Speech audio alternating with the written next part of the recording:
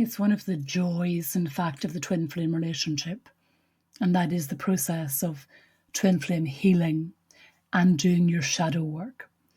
You're confronting uncomfortable truths about yourself at times, and it's a very long-term process, but it is the biggest thing you can do for both yourself and your twin to reach union together. And it's something that identifies a twin flame relationship as opposed to any normal relationship. It's one of those things that stands out.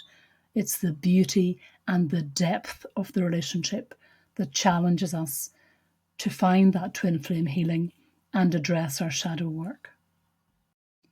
Shadow work is one of those terms bandied around in twin flame circles, and sometimes people don't really understand what they're talking about.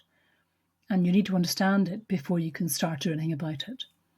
So I like to use the Johari window in understanding this. So firstly, we have these pieces of ourselves, like a jigsaw puzzle, and we're physically aware of them. They're our conscious selves.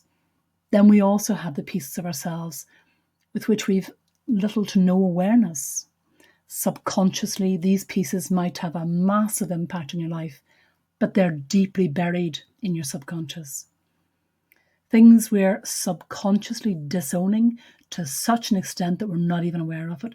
Others perhaps can see it, clear as day, but we'll deny it when it's pointed out.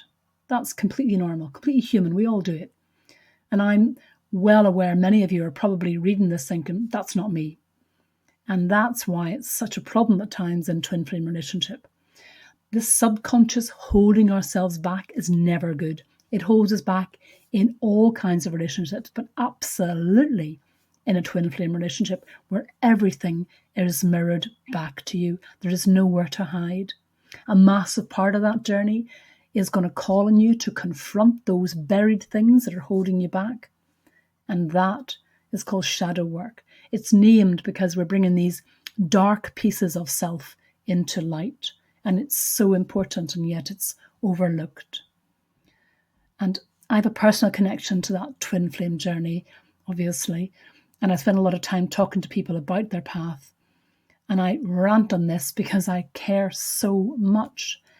Because shadow work is so damn often overlooked, and it can really slow down your journey. It gets you stuck.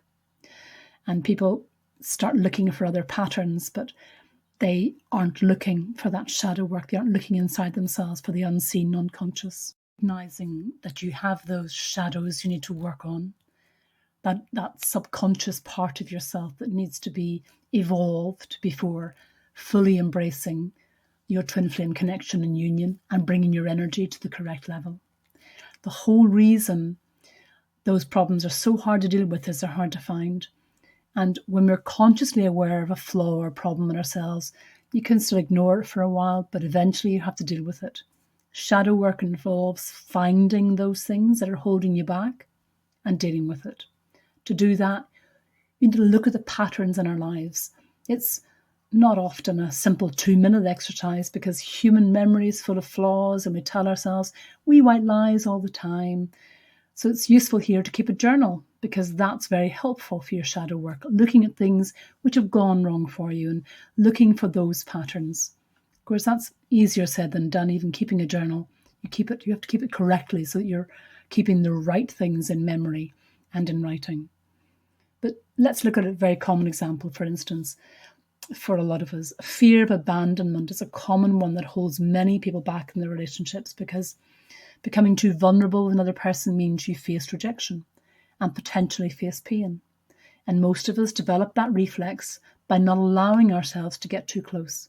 And as a way of controlling that potential for pain, we withdraw and we push people away before we get that close. And becoming conscious of that pattern and that reaction, that fear of abandonment manifesting itself in that way, is generally a problem, but it's obviously a problem for the twin flame journey, and you can't begin to deal with it until you spot the pattern. So it's incredibly common to convince yourselves that you don't have that problem, but failing to confront the truth, your truth, they're hiding from yourself, is the easiest way to delay your twin flame union. When I talk about tackling that shadow, I'm really talking about fixing the root of the problem. Once you find what your pattern actually is, the next step is to deal with it. To do that, you need to trace it back as far as you can. And that might take a long time and real energy. There's no one size fits all here. For many of us, meditation, constant meditation and journaling are a very good start on that and will take you far in the process. But it's really all about honesty inside that, confronting your own flaws. Twin flame shadow work is at its core brutally honest self-improvement. Then, once you've confronted a part of your shadow self and you've dealt with the root of that problem, it can be tempting to look to our twin and expect the union to be right around the corner. And the good news is, you might be right on that. But it's likely, like most of us, you have a number of flaws and you've taken a step in the right direction, but the experience is rarely a one and done. There is a rinse and repeat in this. The healing process involves dealing with a problem and then repeating the process. Generally, the early stages of shadow work are easier. And as your journey of healing and introspection continues, you'll get much better at spotting the pattern and dealing with it.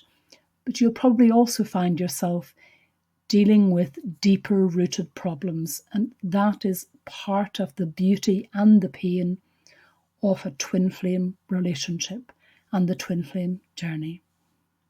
Often meditation helps us along this path.